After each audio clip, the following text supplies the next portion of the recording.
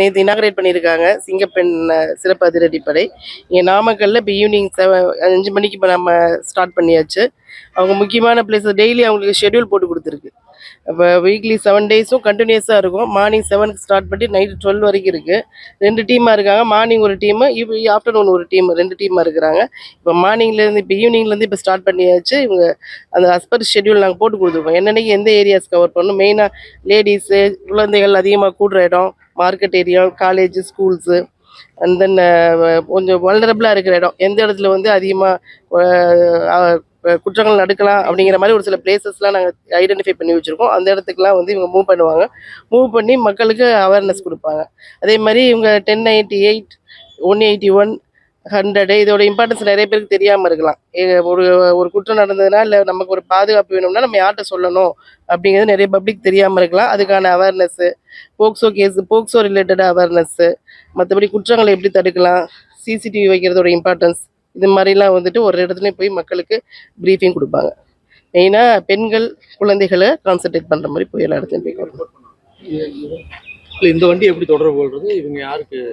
இவங்களுக்கு அதான் இந்த நம்பர் சொன்னோம் இல்லைங்களா, 1098 இந்த இதுலாம் அவங்க சொன்னால் இவங்களுக்கு இமீடியட்டாக இவங்களை கூப்பிட்டு சொல்லிடுவாங்க. 100லாம் 181 இதெல்லாம் நம்பரில் கால் பண்ணி சொன்னோம்னா ஏதாச்சும் எமர்ஜென்சினா இவங்கள்ட்ட சொல்லிடுவாங்க. இங்கேருந்து கூப்பிட்டு அவங்களுக்கு சொல்லிடுவாங்க.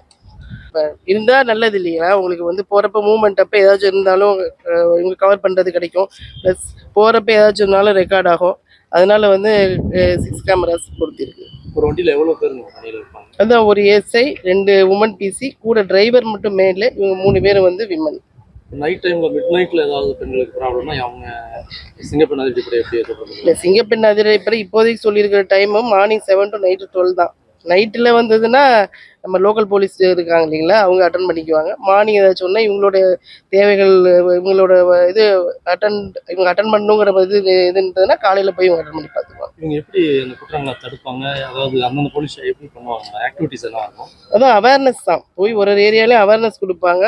நிறைய பேருக்கு வந்துட்டு எப்படி அப்ரோச் பண்ணணும், நமக்கு ஒரு குற்றம் நடந்தது இல்லை அவங்களுக்கு ஒரு பிரச்சனை இருந்தால் கூட சொல்ல தெரியாது. நிறைய பேர் லேடிஸோ குழந்தைகளோ எங்கே சொல்லணும்னு தெரியாது. ஸோ இப்போ இவங்க போயிட்டு எப்படி அணுகலாம், போலீஸில் எதுவும் பயம் இருக்கக்கூடாது, எல்லாத்தையும் இவங்க சொல்கிறப்ப மக்களுக்கு வந்து ஒரு விழிப்புணர்வு வரும். சரி, இந்த இதுக்கெல்லாம் இங்கே எங்கே போனால் நமக்கு ஒரு ரெமடி கிடைக்கும், இவங்கள்ட்ட போகலான்னு கிடைக்கும். ரெண்டாவது, இவங்களும் போகிற இடத்துல வந்து மக்கள்கிட்ட குறைகளை கேட்குறப்ப ஒரு சில இடத்துல லைட்டிங் ஃபெசிலிட்டி இல்லாமல் இருக்கலாம், இல்லை இந்த இடத்துல சிசிடிவி வேணும், இந்த இடத்துல ஒரு குற்றம் நடக்குது அப்படின்னு அவங்க சொல்லலாம்.